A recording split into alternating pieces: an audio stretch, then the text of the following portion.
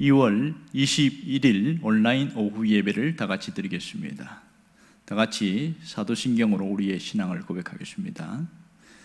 전능하사 천지를 만드신 하나님 아버지를 내가 믿사오며 그 외아들 우리 주 예수 그리스도를 믿사오니 이는 성령으로 잉태하사 동정녀 마리아에게 나시고 본디오 빌라도에게 고난을 받으사 십자가에 못 박혀 죽으시고 장사한 지 사흘 만에 죽은 자 가운데에서 다시 살아나시며 하늘에 오르사 전능하신 하나님 우편 앉아 계시다가 저리로서 산자와 죽은 자를 심판하러 오시리라.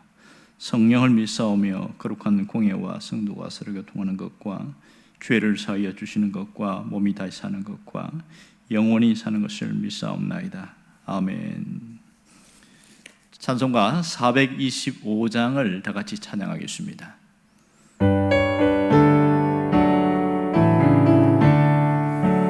주님의 뜻을 이루소서.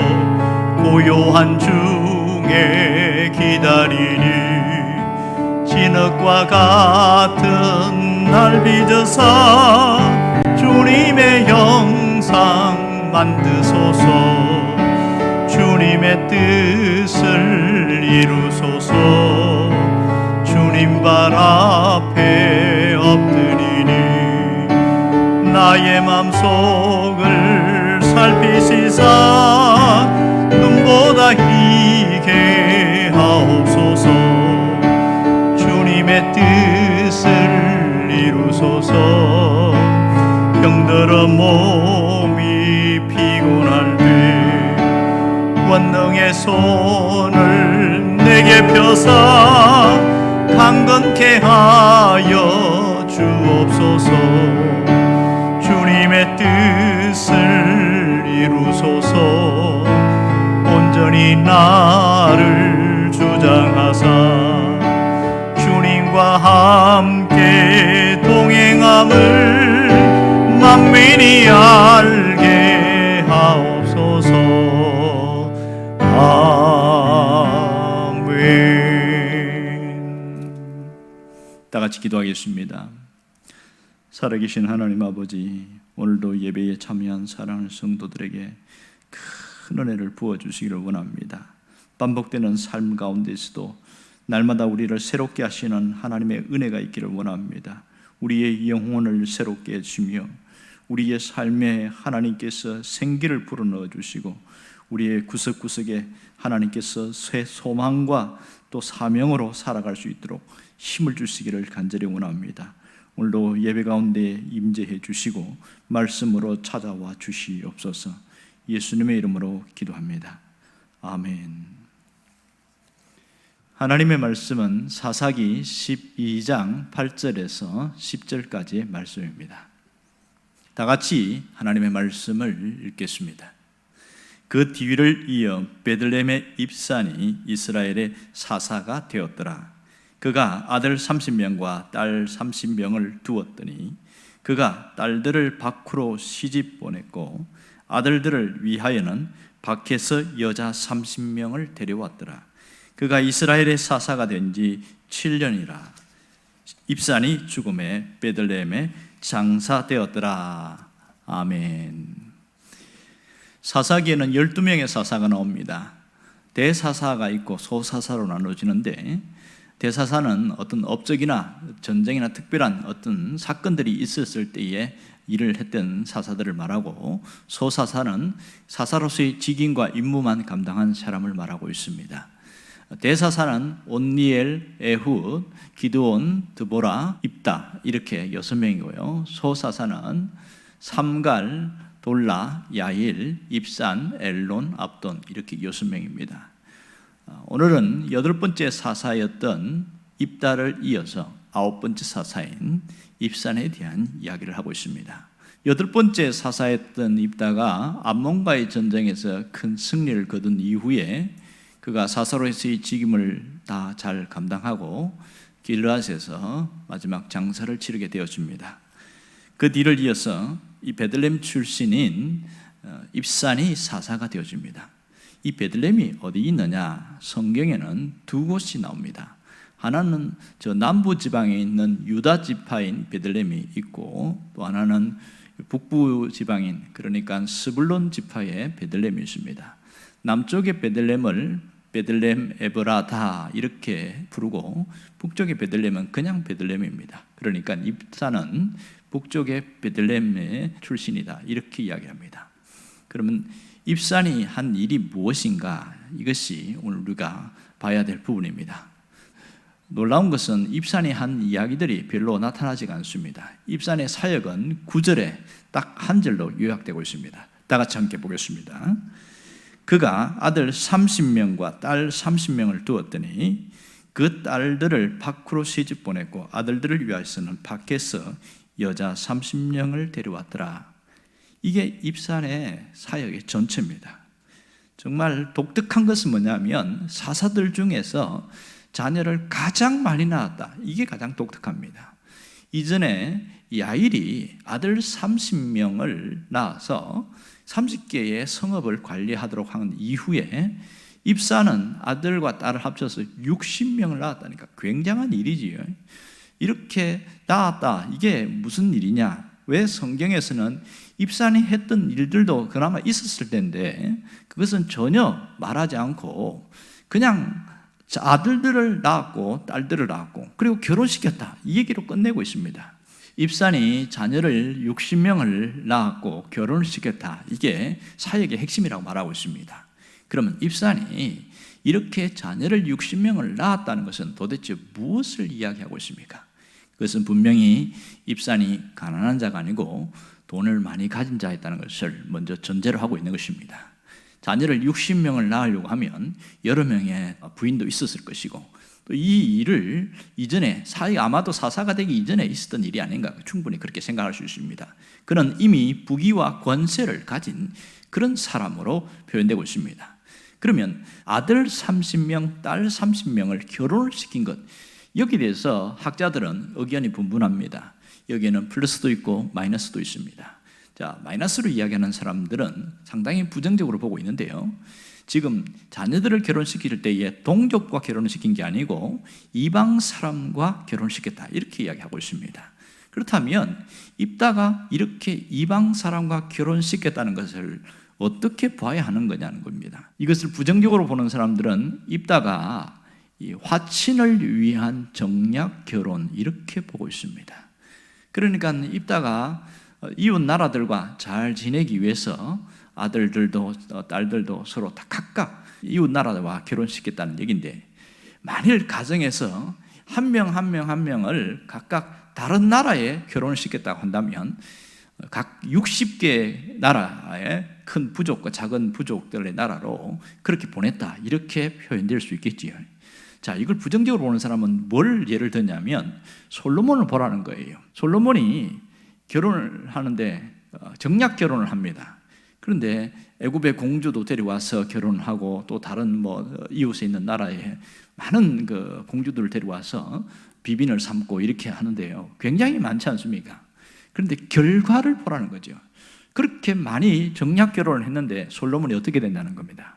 그들을 위해서 신전을 또 세워주고 또 이 솔로몬이 같이 가서 함께 참배도 하고 이런 일들이 있었다는 거죠. 우상 숭배 있지 않았느냐. 솔로몬의 결과만 봐도 이 입산의 이 정책은 사실 달갑지 않다는 거죠. 문제가 많다 이런 얘기를 하고 있습니다.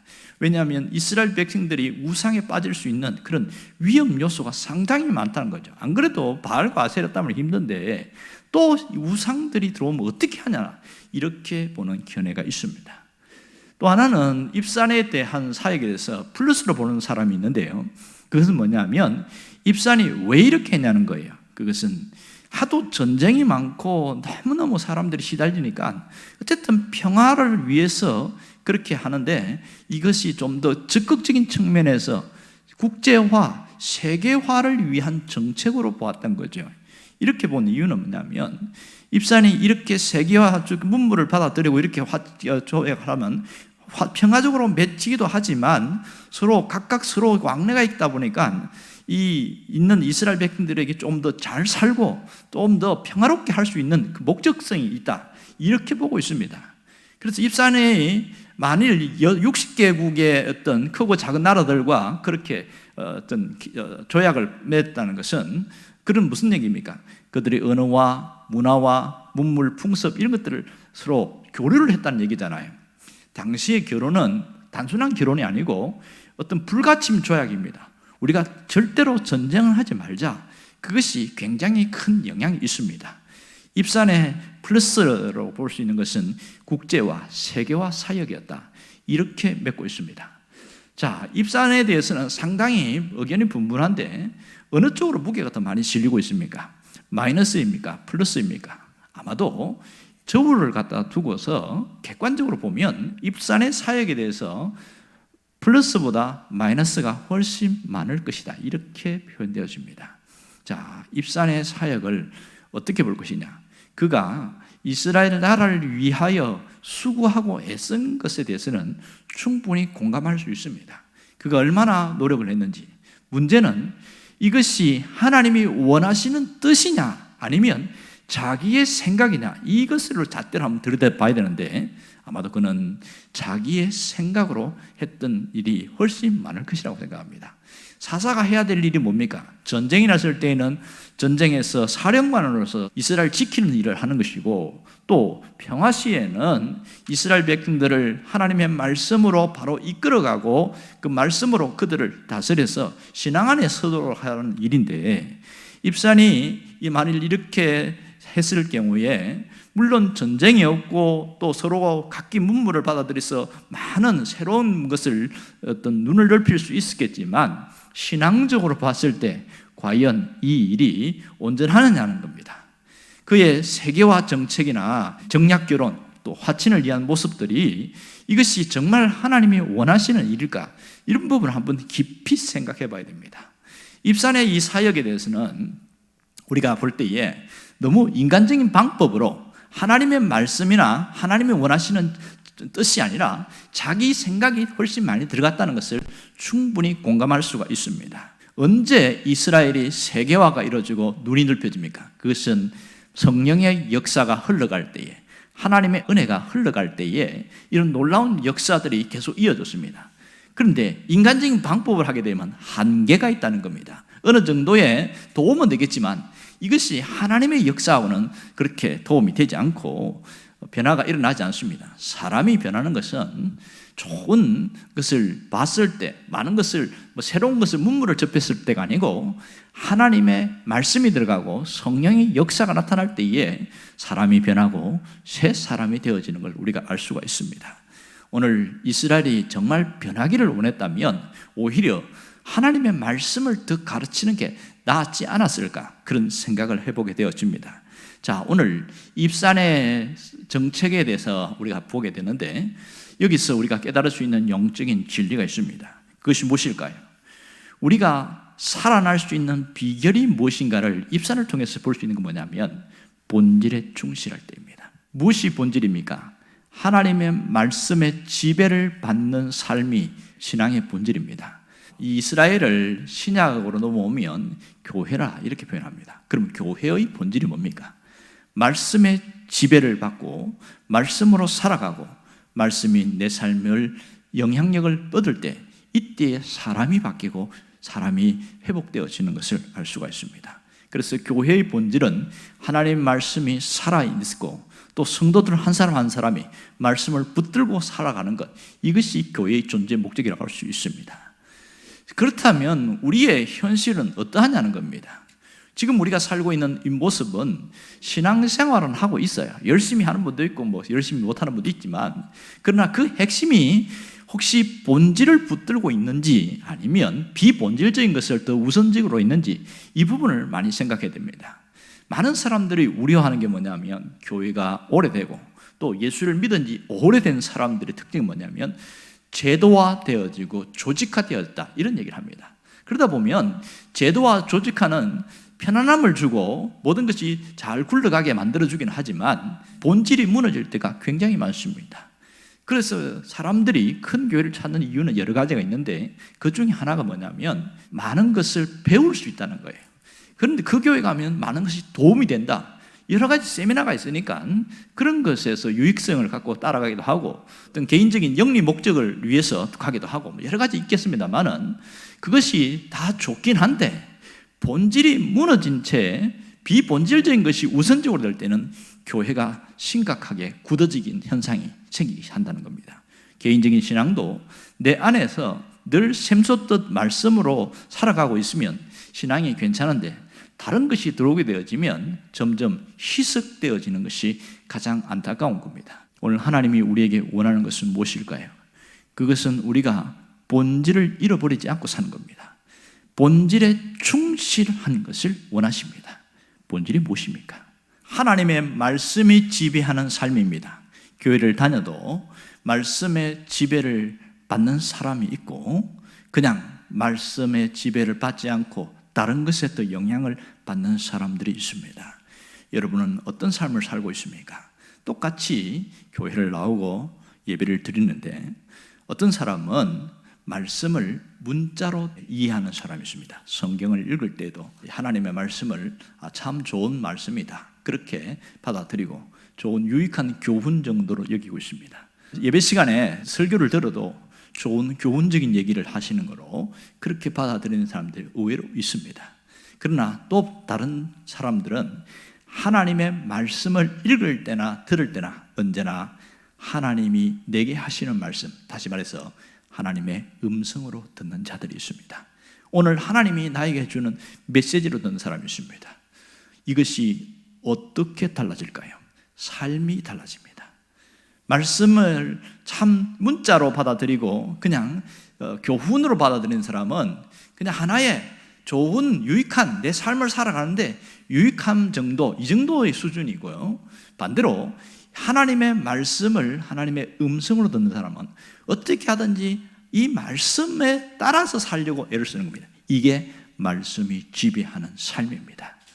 오늘 안타깝게도 예수를 믿으면서 더 편안해지면 편안해질수록 오히려 비본질적인 것이 우리를 지배할 때가 너무 많다는 것이 우리를 가슴 아프게 합니다.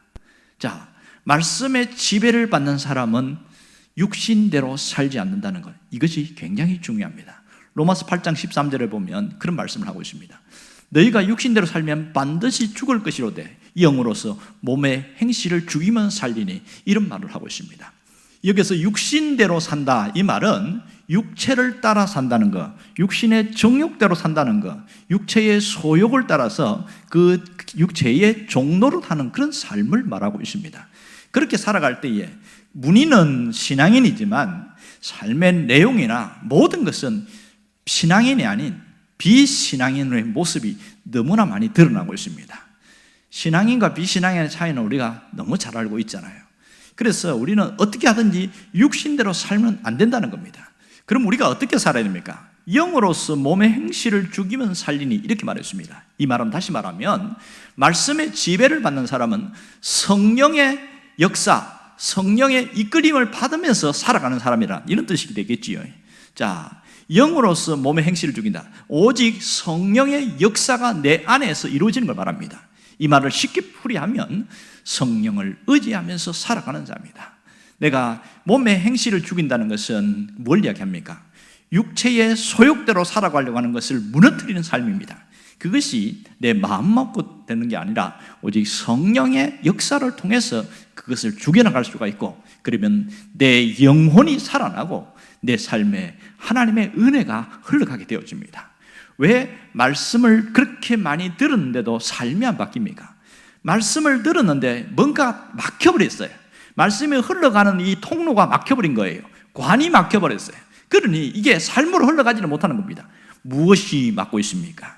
그것은 성령의 역사를 제한하는 것들이 내 안에 많으면 많을수록 관이 좁아지고 막혀버린 겁니다. 그래서 사람이 안 변하는 겁니다. 이 관이 뚫려야 돼요.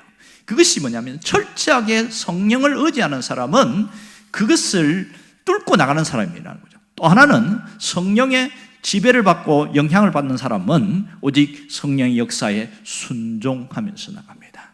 오늘 말씀이 우리에게 깨달아질 때에 뭡니까? 녹화하고 있는 거죠. 말씀을.